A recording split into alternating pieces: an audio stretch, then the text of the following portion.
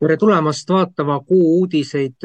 Seekord me vaatame tagasi märtsi 2025 ja kindlasti puudutame olulisemaid, ütleme siis jutupunkte ennekõike maailmast, aga ka vaatame Eesti perspektiivi.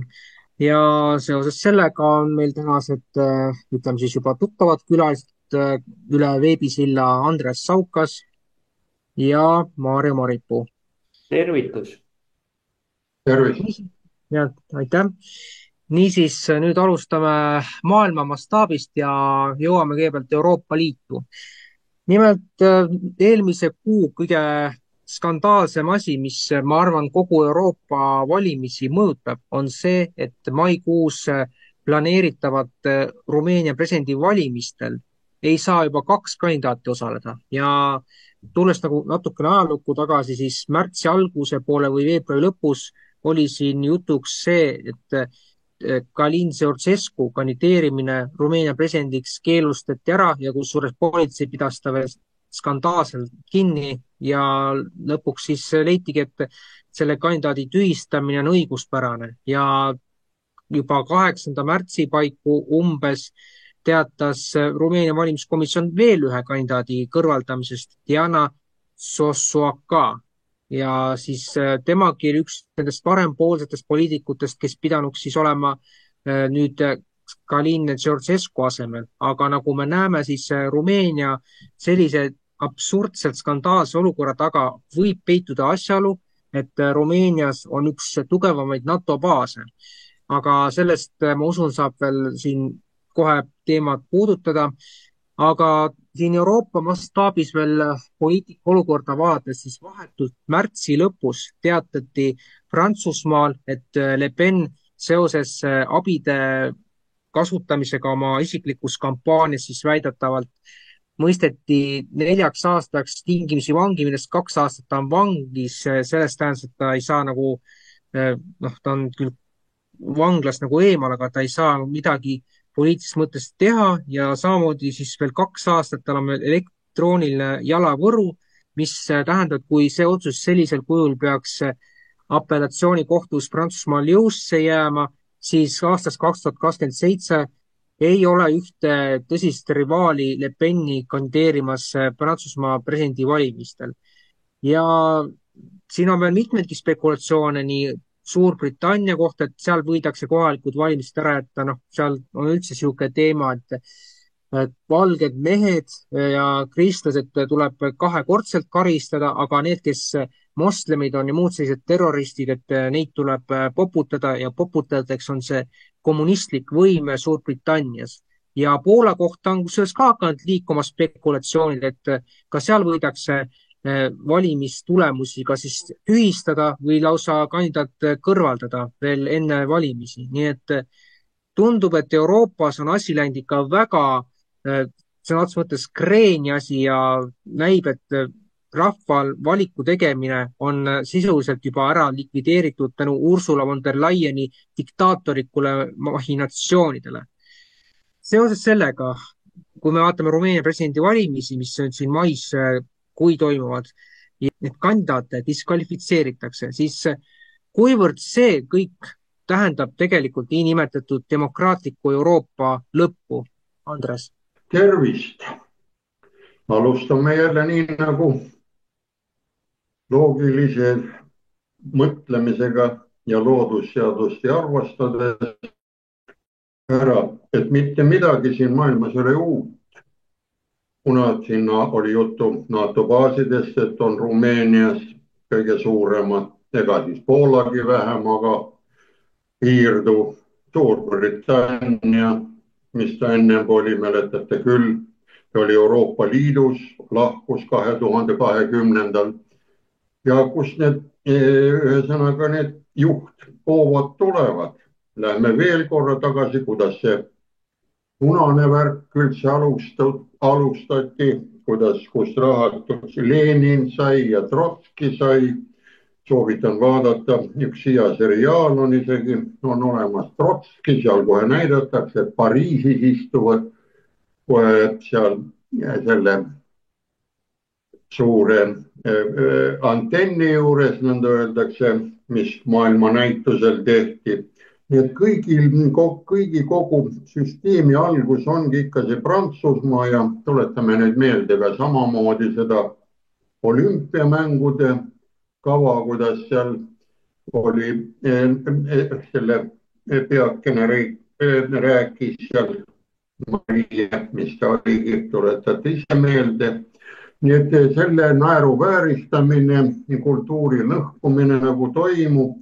ja vot siin ongi, kui on see kultuur katki, ütleme Nõukogude ajast, nagu see oli, hävitati ka samamoodi ära haritlaskond, võtame lihtsalt sellise ära, siis jõuame ka, mis võib oodata, mis tuleb ja näeme need male või kabekäigud kõik ette. mõni ütleb, et kabe on nii lihtmängija, malega ei tasu võrrelda, aga proovige natuke mõne kabemeistriga või malemeistriga vestelda kabe laua taga, ta näeb need diagonaalid ja põigiti otseastumised kõik ära. ja maletajal on ratsukäigud. ja mis mul siin pooleli jäi, ütleme seesamane Nõukogude ajal hävitati ju ära keskarstid läksid ära, Stalin hävitas ära, siis läksid jutti enne sõda kellegi käsul, et see sõda oleks 5 aastat pikem, hävitati need tsaariarmee ohvitserid, kes olid sõjakoolides teinud. ja vaadake nüüd lihtsalt korraks siin meil välja, kui palju meil ohvitsere on käinud sõjakoolis või kõrgkoolis õppinud neid Hiina teadmisi ja muid Napoleoni teadmisi, sõjajuhtide teadmisi. jõuame siis selle riigiga nüüd tagasi Rumeeniasse, mõtleme ära, mis oli Jugoslaavia, Rumeenia, kõik seal ligi. ja kui on NATO baasid, siis kohe esimene asi tuleb märksõna sisse NATO. ja NATO, milleks loodi, sellest on ka räägitud mitmed saated või ka on niimoodi ära loodi ju esimene sekretär ära, et Ameerika, USA oleks Euroopas sees. Nõukogude Liit ei saaks Euroopasse edasi, kuna ta võitis selle koha ära. ju maailmas ta jõudis ju Elbe ja sinna Berliini ja kõik välja, teiselt poolt tuli see nagu sõbralik rinne Prantsusmaalt nagu jooksis läbi selle aja, sest see pidurdamine oli teisel pool ja kolmas, milleks NATO loodi, see oli Saksamaa, et oleks alluvuses. ja kuna nüüd näete, Ameerikas asjad juba liiguvad õiges suunas, pendel on seal jõudnud lõppu, paljud räägivad küll sedasi, et vaata, mis see on, see Trump seal president, natukene on see üks olukord on muutunud, aga miks sa arvad, et ta ei või siis teist korda olla, et muudetakse ka nende konstitutsiooni, põhiseadust natukene, kuna kui nähakse, et olukord läheb õieti rööbastele, rong liigub õiges suunas ja kui tõesti ta ei saa, siis temal on ju järelpoisid olemas, kes jätkavad seda sellist lolliks minemise traditsiooni katkestamist. ja vot siin tuleb nüüd Suurbritannia, rabelevad, nendel on energiakriisiga praegu, kui see VPN-i loete, ei ole ka kõige paremad, nad on kaablitega ühendatud, nad lõhkusid kogu oma selle söö kütmise ja elektri tegemise ära, see tuleb üles taastada. Poola, ütleme, on ju kogu aeg olnud siin sajandite vahel sõdindi Leedu ja Poola värgid. Nendel on, see on nagu vere sees kogu aeg, et kogu aeg segada. Ja jõuame siis siia poole, nii et Le Pen, ütleme, neid ei lasta praegult. Siis Poolas ka, kui toimuvad ära, neid lasta õigeid inimesi või neid, kes muudab. Ja soovitakse hoida seda ebatasakaalu olekut.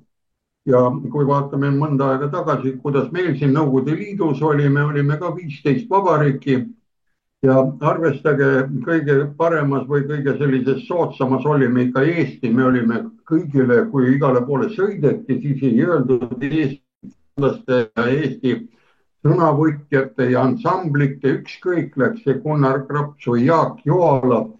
läks sinna, siis võeti müts maha ees ja ära või Jaak või siis Georg Ots, mõelge, Paul Keres, kõiki tunti.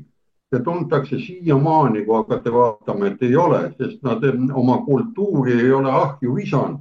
ja kuna meie need mehed olid ka seal kultuuri osas, siis tänu nendele säilib meie kultuur praegu, sealtkaudu saame küsida mõne aja pärast asju, mida meie ei mäleta. me oleme need hävitanud need vaikselt ära, sest siin eelmine aastagi prügikasti kõrvalt, ma nägin raamatukogu kõrvalt, ma ei hakka ütlema, kus, mis on, ta on ühtlane.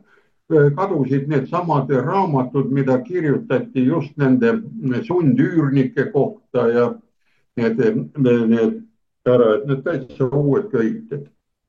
ja meie oleme praegu samas süsteemis, et kuidas see mõõtmine käib, nendel tehakse praegult näete sellise kirvetööga, aga meil prooviti teha ja lükata sisse e-valimistega. noh, mis vahet siin on, ei ole. ja kui me nüüd toomegi selle asja ära ja et siin hakkab see Euroopa nagu demokraatia kaduma, ei kauda kuhugile, et mõned väiksed kohad proovitakse hoida veel paigal. ja kui nüüd ütleme see NATO, nagu oligi see jutu, USA läheb ära, tema oli selle looja, tema ju selle teise maailmasõja peal tegi, läheb ära, ta läheb oma sõjaväega ka minema siit ära ja siis, kes tahab siit NATO-t mängida, miks ma niimoodi ütlen, mängimine on sellepärast, kui sul relvi ei ole ja välja õpetatud meeskonda või naiskonda ei ole, siis ei tule selle sõjapidamisest välja, see tuleb ju liivakasti mäng. ja kui on antud relvad ka oskamatutesse kätesse, nendega lõhume iseennast ära, seesamane, kes ära ja seda ma nägin Nõukogude Kroonus ka, hakkas seal karabiniga mängima, pani suu juurde, lõi põrraki vastu maad ja aju oli läinud ju. ta ei kontrollinud üle, et üks padrun oli sisse jäänud sinna lukku. võttis küll 5 tükki küljest ära, aga 4 oli sees ära, 5 oli juba rauas. ja vot ongi naljaga niimoodi mängida, ongi asi paigas. ja võtame selle viimase ära, NATO tegi ju väga mõjuka või väga huvitava selle nädalase soomuki väljatõmbamise Leedu ja Poola meestega. nii et mõelge ise, milline tugevus nüüd Poola ja Leedu ja NATO selliste asjadega on. no minu poolt kõik, nii et karta selle kohta, vastalöögid tulevad, vastaspendel ei lasta tal minna, vibratsioonid on olemas ja kui nendega on, ega siis Euroopa peab ja kui tahab ellu jääda, ta peab oma sihikut natukene muutma. Ordinaate. nii, aitäh momendiks. aitäh, Andres. Maarjo. jah, tere veel kord kõigile kuulajatele ja vaatajatele. selles suhtes, et miks siis niimoodi käitutakse, ongi see, et Venemaa surub NATO-t tagasi oma 97. aasta piiridesse ja see on ka põhjus, miks ta nii-öelda üritab mõjutada siis kõiki neid riike, kes on tema Venemaa piiri ääres ja neil on nii-öelda NATO baasid on seal sees. ja see ongi üks põhilisemaid põhjuseid. teine teema on see, et miks siin Le Pen näiteks sai siis süüdistuse ja peab ilmselt jalavõruga ringi patseerima, on see, et Euroopa ise on paanikas, sest Trumpi võimule saamisega kaob ära või õigemini on juba kadunud see suund, et USA seisab samade väärtuste eest, liberaalsete ja globalistlike väärtuste eest. aga seda enam ei tehta, sest Trump on konservatiiv. aga Euroopa ei ole nõus siis suunda muutma ja siit tekibki nii-öelda paanika, sest nad teavad, et USA võim on kõigi Euroopa riikide konservatiivide taga. Ja nüüd siis nii-öelda riikide süvariigid tegelevad erinevates riikides konservatiividega. Noh, meil me näeme Kert Kingo nii-öelda süüdimõistmist ja nii-öelda Riigikogust lahti kangutamist. Aga minu poolt kõik. tänan, Maarjo. Siit nüüd veel paar sellist mõttekäiku enda poolt ja alustaks maailma mastaabist. Kui me vaatame seda, mida siin osundati, et NATO tahetakse tagasi suruda 1997. aasta piiridesse, siis siin nagu tuleb vaadata tagasi ajalukku. Juba aastal 2007 teatas Putin, et siit mitte sammugi enam, et enam ei tohi laienemisi toimuda. Keegi teda muidugi ei kuulanud ja noh, mis see endaga kaasa tõi konfliktid Gruusias ja siis hilisemalt Ukrainas ja mitmed muud taolised konfliktid ja eks see, millest see 2022 asi pihta hakkas, oligi see, et Lääs otsustas kollektiivselt ignoreerida Putinit, et Putin käis omad ettepanekud välja 21. aasta detsembris ja noh, tänaseks me teame, et kuna seda ka siis ei arvestatud, siis nüüd me näeme tagajärgi põhimõtteliselt ja neid tuleb veel järjest juurde. Ja teine moment, mis puudutab valimiste ja üldse sellist poliitilisi lubadusi.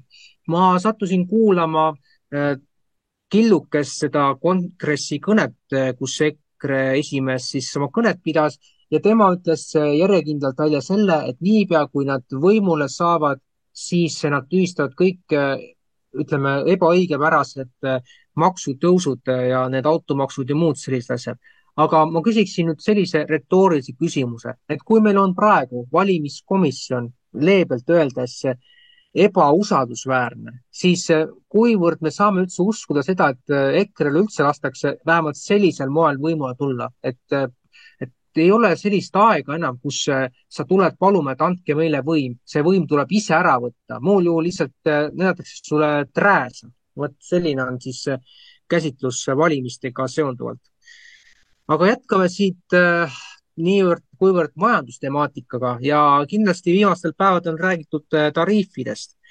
Ehkki USA president Donald Trump on järjepanu Ameerika majandust muutma hakanud ja asunud, siis tuleb nentida, et viimastel päevadel, küll tõsi aprilli alguses, on läinud triljonid dollarid maailma turult minema. Maailma börsid on sisuliselt läbinud veresauna. Ja kõige olulisem vast nende tariifide puhul on see, et kaitsetollid on laiemas laastus ülemaailmselt vähemalt 10% ja nüüd aprilli keskpaigaks jõuab see Euroopa Liidus 20%-ni ja noh, nagu me teame, siis Euroopa Liit ja täpselt selle korruptiivselt valitud võim on lubanud asuda läbirääkimistesse, et ära hoida vastuaktsiooni USA vastu. Siin on visatud spekulatsioone õhku, et mitte ainult ei pruugita tõsta vastutariife ehk siis USA-st Euroopasse tulevate kaupade pealt, vaid ka on visatud õhku võimalus, et Facebook ehk siis Meta ja X ehk Twitter, mida juhivad Trumpi praegused lojalistid Zuckerberg ja Musk, võidakse Euroopa territooriumil üldse ära keelata. Aga küsimus puudutab praegu seda, et kui palju võivad mõjutada Trumpi tariifid majandust ja kuivõrd ka Eesti tariifid koos Euroopa Liiduga on ju 20% ja meie majandus on sellest USA-st sõltuvuses 4% ulatuses, et millist prognoosi lähikuudeks majanduse osas võib eeldada, Andres? Nii, küsimus on ju selline tollidega nagu seotud. Mis pärast? Sellepärast toon ühe väikse näite ka. Nõukaaja lõpus tuli Venemaaga suheldes sõita kaablit ja igasuguseid traati ja materjali tuua. Ja siis läbi Venemaa sõites miilitsad näärid, kes tõstsid neid tõkkepuid oma oblasti ees, siis igaühel oli ette nähtud autojuhil nagu firmaga, see teekonnal tuli anda üks ümbrik üle. Ja siis öeldi, et see on politsei nagu selline altkäemaks või midagi, mina siis ütlen, kuidas altkäemaks on.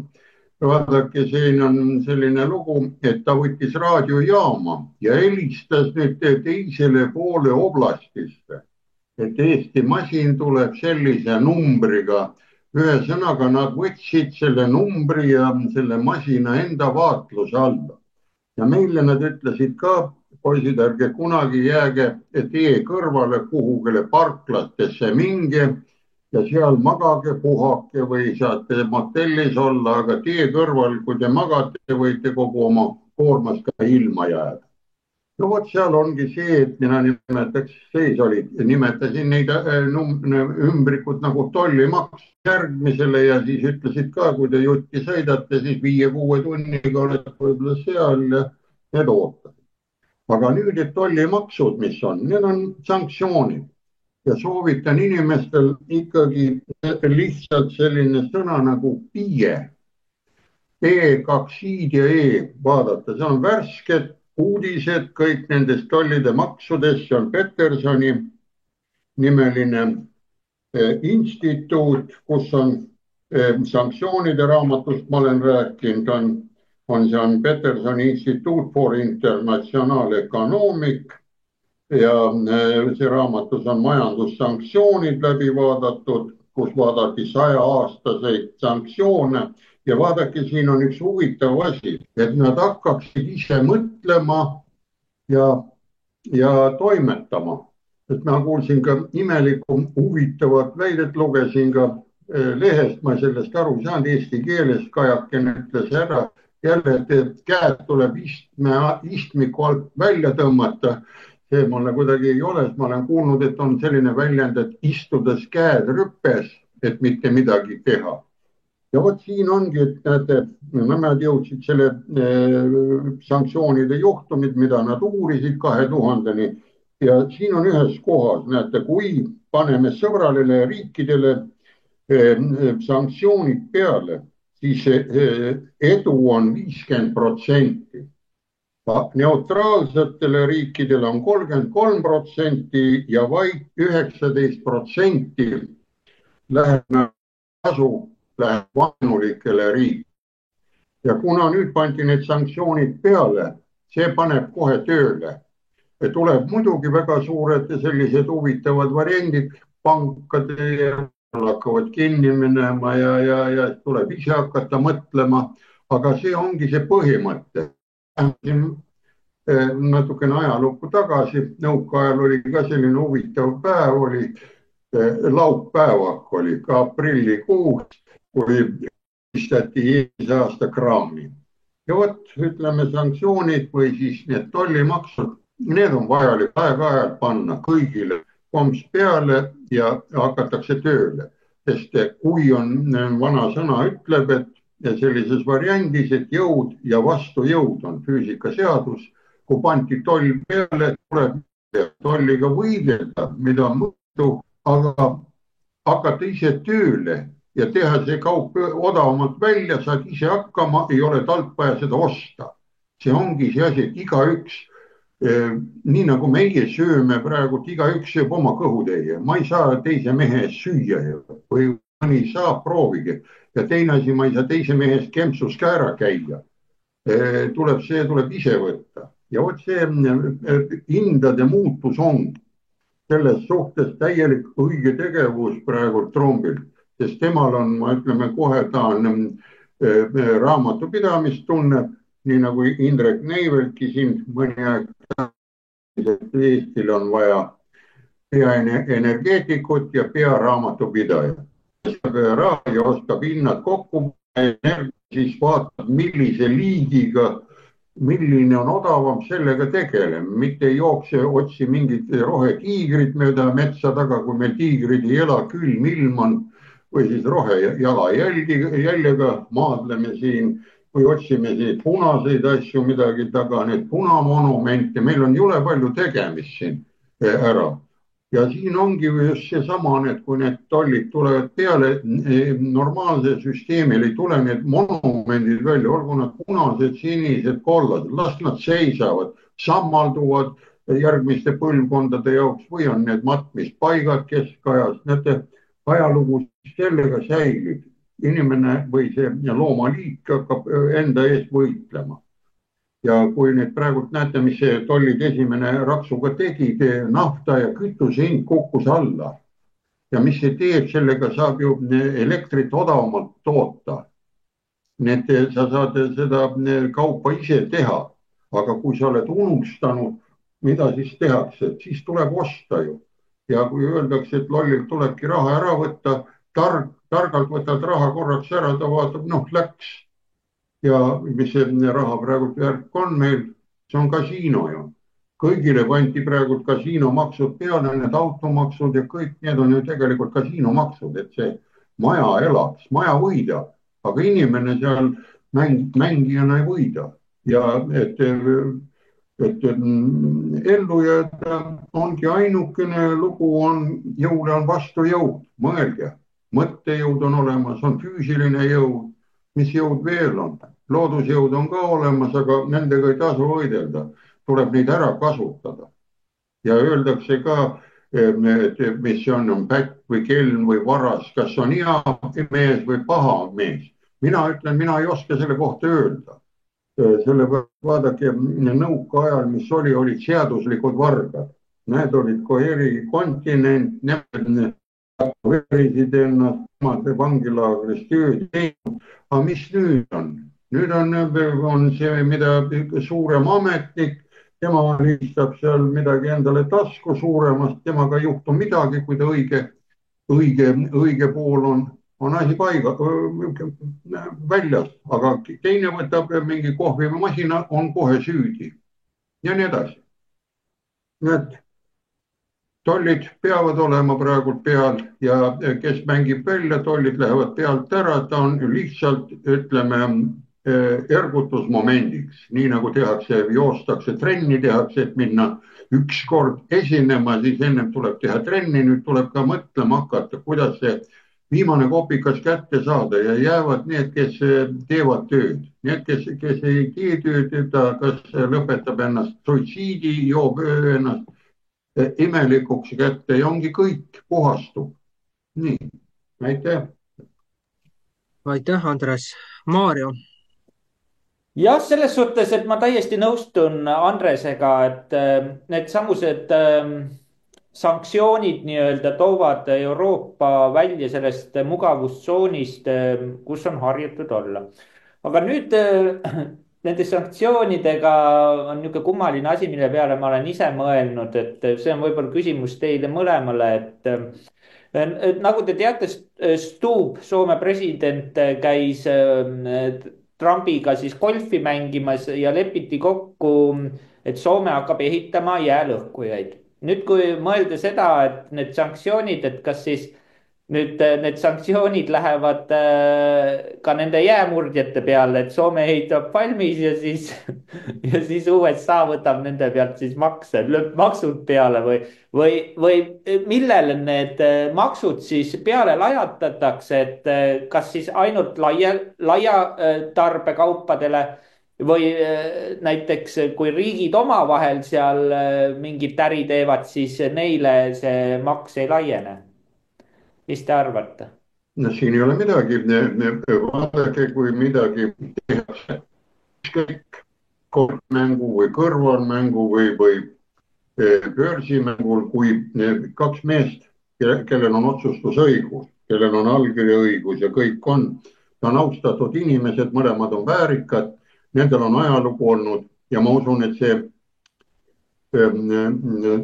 Trumpki vaatas üle, et kui vaatate Vikipeediast, mis asjad need on, et tehnokraatlikke valitsusi on olnud Soomes 7 valitsust, alades Urho Kaleva Kekkoneni ja selliste meestega. Ja mõtelge, võtke, ja ennem oli ju siis see Mannerheim ja läheme nii kaugele. Need on väärikad mehed ja kuna väärikad mehed on olnud ja on vahepeal ka naljamehi olnud või naljaküdrukuid Soomes, need kukuvad asjast välja. Ja kui nad on kokku leppinud, teevad siin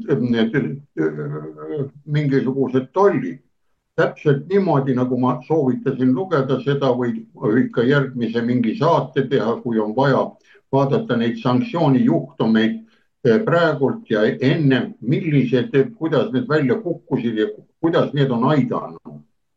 ära. näiteks ütleme, kui te uskuge või mitte, Kuubal on siiamaani sanktsioonid peal, 1960 pandi. Iraanil on 1970 pandud sanktsioonid peale, Ameerika ja kõik, aga vaadake, nad arenevad. tuuma rikastamine ja nii edasi on Iraanil olemas. ja kui, nagu ma nüüd läksin natukene, tormasin jutuga ette, kui kaks ametlikku väärikat meest omavahel mingisuguse asja kokku panevad, nagu hakkavad jäälõhkujaid ehitama, siis selle peale nad ei pane tolle. Nad lepivad kokku, tollid on selle peale, vot selle peale ei ole. ja vaadake, selle võrdluseks on lihtne näide, oli siin sõda ja kõik need sanktsioonid, mis pandi Venemaa peale. üks liik täielikult jäi välja, see oli vajalik Ameerikale, see oli tuumakütus. ja tuumakütusega ongi niimoodi, et ja uudis, et see eelmise aasta lõpus tuli tuumakütuse kohta, et ta lakkas nüüd natukene paremini minema. aga muidu ta ostis Venemaa käest kogu aeg kütust. pikaajaline leping, asi sobib ja teeme lepingu ringi, jälle pikendame. see leping võib olla ka salaleping, võib olla avalik leping, aga kui kaks väärikat lepivad kokku, sõnaliselt, kirjalikult, see kehtib. aga mis meil on, läheme sinna Riigikogusse, valime ühe ükskõik kelle, tal ei ole tehnilisest taipu, tal ei ole majanduspidamistaipu, ta paneb käe sinna konstitutsiooni, meie keeles põhiseaduse peale, ütleb, et ta vastutab, tal on suured vastutusalad, siis lastakse lahti, mitte keegi ei vaata, mis ta on teinud, miks ta neid kuluhüvitisi ja ülejäänud asju kõiki on kulutanud ja mingit kasu nagu ei ole tulnud ja kirjutavad alla need igasugused ära. vot see ongi see pool. ja miks siis Trump ei ole Eestisse tulnud, ongi see ajalooline taak, mis meil peal on. meil ei ole mõistusega mehi või naisi sinna ette lubatud jääda. kui läheb keegi, kellel on natukene tegevust, kellel on ärisoond, võtame siin meil Harrigi Raudvere välja, küll klopitakse, ühtepidi klopitakse aastaid tema 1, 2, 4 tuuliku pärast, aga nüüd on terve Eesti on tuulikud täis. kas keegi vabandakski tema ees, et ta on mutta tambitud või niimoodi, aga ta on niivõrd uhke ja värkas, et ta seda vabandust ka ei taha, ta elab lihtsalt ära ja ütlebki niimoodi. ja vot see ongi selle samane vastus, et mina arvan, et need jäälõhkujad, need lähevad ilusti käiku ja mis veel huvitavam võib olla, et see teema tuli üles. ma vaatasin ka asju, tehnokraat nagu olen, uurin ka tuumajaama ja mida ütles üks idanaabri tehnokraat, ütleb, et siin Eestis nüüd sõlmiti ka tuumaleping seal Jaapaniga või seal Lõuna-Koreas oli VVN-is, ütles, et aga miks nad ei taha väikeseid tuumareaktoreid laevadega võtta, Venemaa teeks valmis samamoodi, sest üks jäälõhkuja Kursk läks ju sinna Jakuutiasse, väiksem tuumareaktor, laev seisab sadamas ja traadid ühendatakse sadamas kohe alajaama ja terve suured linnad, territooriumid on elektrit täis, ei ole vaja mingisuguseid alalisvoolukaableid manna merre, mille alalisvool pärast tuleb vahelduv vooluks teha. lihtne. ja vot mina ka ei saa sellest aru, kui on siin ära ja saabki jäälõhkuja peale panna ka ju tuumareaktor, mis toodab eraldi, mitte ei sõida, vaid toodab seal. ja kui vaja, sõidab väikse põdinaga teisse kohta, kus vaja on ja annab sinna voolu. nii et lepingud on lepingud suurte vahel, nagu ma nüüd lõpetan ära, on olulised ja nad töötavad. aitäh. aitäh. ja minu poolt siis nii palju, ma arvan, et mis puudutab seda Stubbi ja Trumpi kohtumist, siis siin ei saa välistada, et võidakse mingisuguseid erisusi teha seoses nende kaitsetollidega, mida Trump siin jõustas, aga laias laastus ikkagi eesmärk on ju mõeldud selleks, et kõik riigid üheselt nagu vastutaksid selle eest, et USA majandust on need riigid ja liidud rappinud ja järelikult sellest lähtudes tundub, et me näeme ilmselt veel teistki, ütleme, analoogseid juhtumeid, kus vähemalt mingi osa nendest liitudest teistmoodi nagu suhtuvad ka nende juhtidest lähevad siis Trumpiga kohtumisele, et Stubb oli üks nendest näidetest. Kui Stubbi enda kohta vaadata ajalukku, siis ta oli ju tegija juba 2010ndate alguses, et tema oli üks nendest aktivistidest, kes püüdis Soomet NATO-sse saada, nii et see on omaette paradoks, et nüüd täna ta tegutseb teatud narratiivi mõttes vastuvoolu sellega, mida meil siin Eestis räägivad tühikargajatest Euroopa välisesindaja ja siis Tsahknad ja siis igasugu Mihkelsonid. Aga see on nüüd üks selle asja tahk. Teine tahk võib olla seonduvalt sellega, et eks siin me näeme mingisuguse aja jooksul täielikku sellist muutumist, et nagu siin Ruttegi ju muutis oma suhtumist võrreldes selle ajaga, mil ta sai NATO peasekretäriks, et siin oli lausa jutuks, et Venemaaga tuleb hakata asju ajama ja senisest tihedamalt ja see ei läinud üldse positiivselt peale neile, kes räägivad muudkui sellest, et Venemaa peab kaotama ja teda tuleb tükeldada. No see on mingisugune nagu aju surnu agoonia, mida räägivad need Eesti klikipoliitikud, kellel pole midagi muud teha, kui lihtsalt ajada sellist, noh, vabandust väljenduse pärast kelbast suust välja, et selles osas eks siin saab sellist manööverdamist olema lähemat perioodi jooksul kindlasti ja eks jäälõhkujatega seonduvalt, noh, eks see on nagu üks selline stiimul siis, et kui see nüüd mingil põhjusel tõesti läheb eraldi nagu sellest kaitsetollide reeglistikust välja, noh siis seda huvitavam. Aga mida see Stubbi ja Trumpi kohtumine tõestas, et tegelikkuses Eestil ei ole mitte mingisuguseid garantiisid, et jutud sellest, et mitte kunagi üksi ja lääs on meie selja taga ja me toetame üksteist, see ei päde enam. Et selliste muinasjuttude aeg on läbi ja kahjuks Eesti peab tõsiselt otsa endale vaatama, et noh, mitte muidugi Eesti kui selline monstrumkeha, aga Eesti inimesed, kes me siin kõik elame, peame küsima, et kuidas me oleme sellesse olukorda jõudnud, kus ükshaaval riigid hakkavad näitama oma teistsugust suhtumist võrreldes sellega, mida ta võis veel olla mõned kuud või mõned aastad tagasi. Nii et selle koha pealt tuleb meil väga tõsiselt mõelda, kuhu me siit edasi lähme, et kas me haugume nagu Chihuahuad Ursula von der Leyeniga üheskoos või suudame, ma ei tea, millise ime läbi hakata asju teistmoodi tegema ja siis tegutsema selle järgi, mis on rahvusliku huvide eest selline seismine. Ja mis veel puudutab siin kõrvale põikne toodud tuulikute teemat, siis siin on ju palju räägitud sellest, et üks tuuliku ärimees, siis keda siin ka nimetati, et tema on saanud sellise verbaalse rünnaku osaliseks, aga me ei tegele sellega, et sisuliselt praegu globalistid lääne firmadest ja siis ütleme utilitasid ja muud sellised, need ju ostavad Eestisse endale suurema sellise kasutusõiguse, et miks nüüd selles osas nagu justkui peavoolu ajakirjandus ei vaata kuidagi viltu või suhtu kriitiliselt, et mul nagu tekib see õigustatud küsimus, et kui me laseme nagu sellisel asjal läbi minna, kus noh, ütleme, siin on räägitud kõikidesse kohtadesse, kuhu on planeeritud, ei pruugi see tulla, aga kui me kuuleme selliseid hirmutavaid jutte, et Reformierakond oma selles ainult diktatuuris kavatsebki nüüd neid tuugeneid püsti ajada ja kiirendada menetlusi ja detailplaneeringuid, siis minu meelest see on nagu selge viide sellele, kuhu Eesti tahetakse suunata, ehk siis lõpuaegade suunas, aga kuivõrd see teostub, seda on täna veel suhteliselt keeruline öelda, sest et nagu me teame, praegune ajastu on selline, kus loetud nädalate või isegi päevade, võib-olla mõnikord isegi tundide jooksul võib toimuda nii mõndagi sellist, mida ei oskaks isegi ette aimata.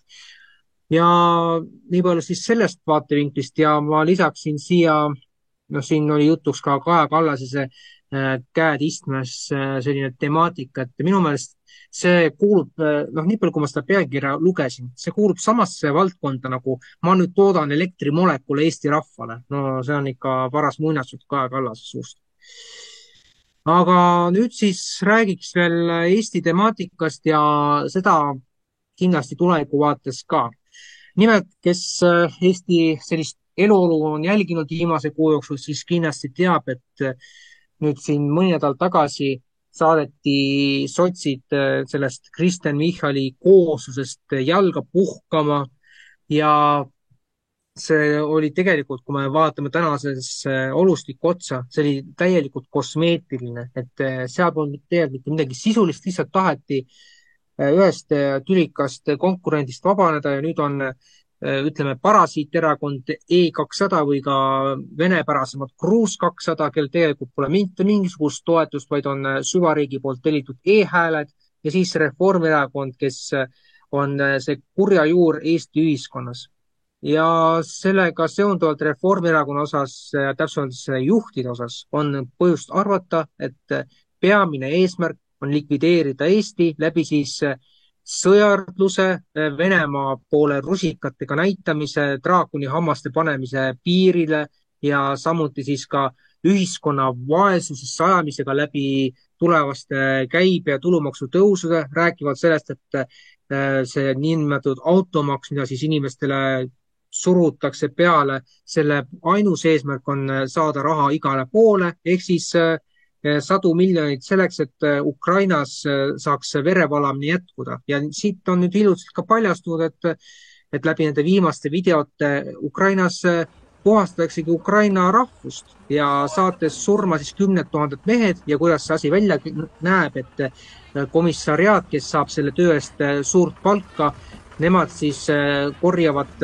tänava pealt mehi kokku kas või siis, kui mees on lapsevankriga tänaval ja vahel kasutatakse ka ebainimlikku toorest jõudu nende vastu ja muudkui aga Eesti, ma ei tea, kelle volitusel saadab sadu miljoneid Ukraina toetuseks, selle nimel siis tapmine ja selline sissisõja esile kutsumine jõuaks ikka üha lähemale meile ja siit küsimuse formaadis olukorras, kus Eesti otsib sõda ja rahastab massiivselt Ukraina verevalamist, siis kui tõenäoline on, et Reformierakonna ainuvõimuga läheb Eesti kitsas võimueliit oma rahvast verevalamisse saatma lähema aasta-kahe jooksul? Andres. Jah, päris hea küsimus.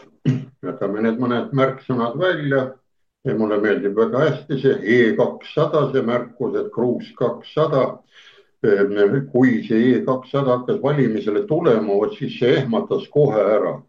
Sellepärast, et Kroonus, Nõukogude Kroonus oli ta praegu, oli ta ennem ja ma arvan, ta nüüd ka. Kruus 200 tähendas meest kinakirstus ja seda ei avatud kunagi. Ja kui mees lendas tükkideks, arstiga ma räägin, et mis siis on, ta jääbki Kruus 200 ja ainult perekonnale saadetakse medalid ja raha ja auhinnad ja nii edasi, nii edasi. Ja teine on siis Kruus 250, et inimestel oleks natukene ilmaringi raiendamine, et sõjasaladused on sees. 250 oli raske õnnetus. Tähendab, jalga kätt ei ole, see on üliraske õnnetus. Ja Kruus 300 on kerge õnnetus, ühesõnaga mingi õmblusaja või midagi, mis kasvab siin kuu aega kokku. Ja vot see samane E200 ehmataski mind ära, tegi kohe valvsaks, et pannakse nüüd valitsusse, läheb, et tähendab, kas see on nüüd kinakirstu tulnud või midagi on. Aga samas näete, ta nagu paistaks välja olekski see, et kui siin eelnev kõneleja või saatejuht nagu ütles, et Kruus kasutatakse ka, siis on väga hea, et seda teavad. Ja sotsid on ka kogu aeg olnud võimu ligidal ja ega nad järgmine kord on samamoodi. Nende suhtes kasutatakse kergelt ja kui nad ise kasutavad seda, male ratsukäiku. Sest kui see läheb laiali, siis on olemas. Nii, et oli ka jutuks draakoni hambad toodi piiritõkete värgiks. See on ka see ühtepidi ta selline huvitav asi, teistpidi on ta ka niskene jällegi pisiasi, nii nagu mina arvestan seda punamonumendid ja värgid, draakoni hammastega hakata nüüd kaitsma ennast sealt idanaabri poolt, aga teiselt poolt ta tuleb jälle mere poolt tuleb näiteks või midagi, oli need sõjaolukorrad olid Sõrve poolsaarel ka mängitakse või pandi see, need plakatid või sinna monumendi külge, et see on nagu monumentide mõnitamine või monumentide hävitamine, ma ei saa aru, kiviga on jõle hea, koerad teevad lihtsalt, tõstab jalgad, kui ta tunneb, et kivil on keegi juures käinud, siis see annab ka inimesest mul niimoodi välja, need, kes neid hävitada tahavad, nad tahavad mingisuguse kuulsuse või mitte millegagi saada. Ja teine pool draakoni hammastest on, kui nad pannaksegi üles ja meil see mõistus ikka sealt põhitöökoha pealt alt üles tuleb sealt nagu laiapõhjalise ära, et see, siis need draakoni hambad saab ju purustada ja teha uuesti mingisugused teised, saab teda ehitusel ära kasutada. kui tal on seal armatuur sees, lahustada natukene, purustada, põristada ja saad jälle uue ehitusmaterjali. ja meil on seda ehitusmaterjali ka küll, aga küll see, ma arvan, et see aeg ka nüüd on päris ligidal. me ju toome Soomest praegult endale teedematerjaliks seda graniiti, mis lõhub nii autokumme, lõhub teid, saapa vahele ja kraavib igatpidi, ta ei ühine selle asfaldiga ära. aga kui paneme oma need tuhamägedes, võtame tuhka või seesama see draakoni hambad, lõhume ära, teeme sellest betoonist, jagame selle väikse liiva ja selle täitega ära, siis asfalt seisab aastaid üleval ja saame teed korda, aga kuna praegult on niimoodi see olukord ära, et viime igasuguseid liiklusmärke tihedalt Tallinnasse ja teeme neid punaseid jalgratta käruteid ja nii edasi, nii edasi, nii et ma arvan, et see amuki jooks mingil ajal nüüd lõpeb, see ei ole üldse enam, ei ole raha võib panna, mängida seal mängupõrgus, see on põrgumäng, aga see tuleb laksuga selle mängijale tagasi. et arvestage need, kes sellega praegu ligidalt tegelevad, see viina on hea võtta, ma ütlen niimoodi, aga kui teda võtta iga päev, siis muutud alkohoolikuks. ja lõpuks enam ei tea, ise muutud ise draakoni hambad. vot sellest ma siis niimoodi räägin, et asi kõik kordub ja ega siin ei olegi midagi. sotsid on jälle varsti tagasi ja nii edasi, nii edasi. kui me seda oma valimissüsteemi ja neid lubadusi ei hakka kuidagimoodi peale õhusooja ja jutuajamistasemel midagi välja ei mõtle, sest ma ei kujutaks ette praegu, kui toon väikse näite ka, nüüd oli hiljuti täitsa imestama, võtab Andrus Veerpalu, aastaid juba üle 50 või varsti 60, võidab Eesti meistrivõistlused suusatamises. inimesed, saate aru, mis teda hoiab, vana rasv või tal ei ole, vanadus hoiab või, aga mis ta teeb, ta ei aja suust udu välja või sudu, vaid tegutseb füüsiliselt, teeb seda trenni, et hoida ja ta läheb ajalukku. aga mäletate mõnda riigiametnikku, kes eelmine kord oli või üle-eelmine kord, mina küll ei mäleta. vot niimoodi. tänan, Andres ja Maarjo siis palun. jah, no selles suhtes, et mina näen seda suures plaanis kui uut külma sõda, mis ei ole enam USA ega Nõukogude Liidu vahel, vaid nüüd on Venemaa ja Euroopa Liidu vahel. aga nagu me teame, endise külma sõja lõppedes, mis sai kogu sellest tehnikast, siis suurem osa läks utiili.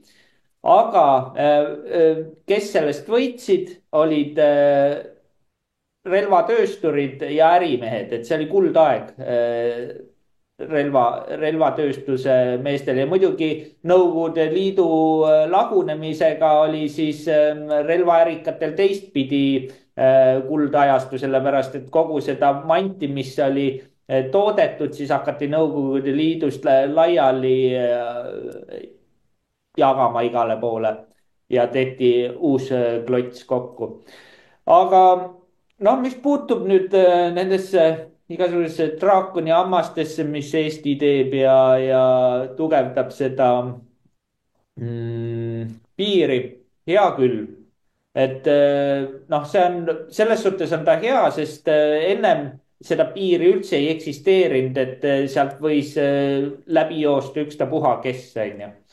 aga kui nüüd mõelda sõjalise otstarbe poolest, et me paneme nüüd need draakoni hambad seal Venemaa jaoks, et siis heidutada Venemaad, siis see on tegelikult on naljanumber. sellepärast, et kui venelasel oleks tahtmist üks sõjaline operatsioon Eestis läbi viia, siis Eestis ei ole geograafilist sügavust, ta ei pea isegi tulema üle piiri, et ükstapuha mingi raketiga tabada sihtmärke Eestis. noh, Eesti on Venemaa jaoks peal ja noh, selles suhtes, et mina näen siin seda, et miks see praegune valitsus niimoodi käitub, noh, neid igasuguseid noh, draakoni hambaid paneb, see on lihtsalt jälle valimiste jaoks, kuna valimised on tulekul ja siis rahvale näidata, aga näed, me teeme, me kaitseme Eesti riiki. aga tegelikult noh, ütleme nii, et see võrdub, see Eesti riigi omakaitse, see tundub nagu valju tuulega vastu tuult. et jah, ma saan aru, et ollakse lootusetus seisundis, et tuleks ju midagi teha, onju, aga on ju korrutatud korduvalt, Eesti ainuke kõige tugevam relv on diplomaatia. sest me oleme nii pisike riik, et noh, lihtsalt meil ei ole mingit muud võimalust. sõjaliselt me ju Venemaad kummuli ei lükka. et jah, selles suhtes minu poolt kõik, aitäh.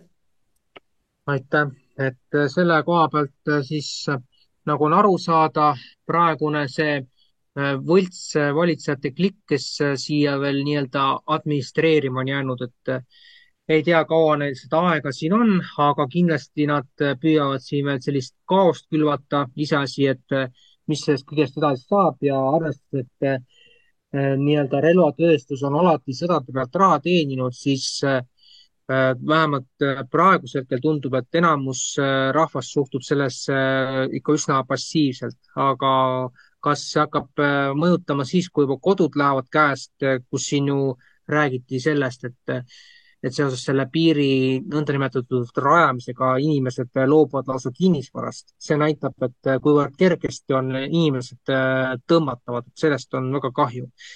ja lõpetuseks selle Cruise 200 kohta, no siin täiesti selgelt juba see asi oli näha 2018 lõpp 2019, et tookord nad ju parlamenti ei saanud, aga 4 aastat hiljem see, et nad said, see oli puhtalt nagu tänu sellele, et aidati nagu võltsimisele kaasa ja noh, paratamatult üks häälte magnet osutus ju lihtlabaseks kelmiks ja siis tõmbas uttu 4 tuule poole, nii et see näitab ju, kuivõrd need asjad on omavahel niivõrd seotud, et nagu öeldi nüüd hiljaaegu Euroopa Parlamendi seal kuulamisel, kus siis seal üks saadik Kaja Kallasega rääkis, kus Iisrael ja Euroopa Komisjon teevad koostööd omavahel, et kuidas nad siis koostööd teevad, partnerid kuritegudes või? et samamoodi praegused need võimukliki esindajad, nad on partnerid suurkuriteos. kas see suur kuritegu lõpetatakse ära, see on juba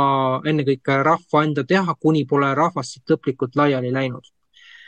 aga see oli siis meie seekordne saade. aitäh kõigile osalistele ja loodame kohtuda siin mai alguses. kõike kaunist!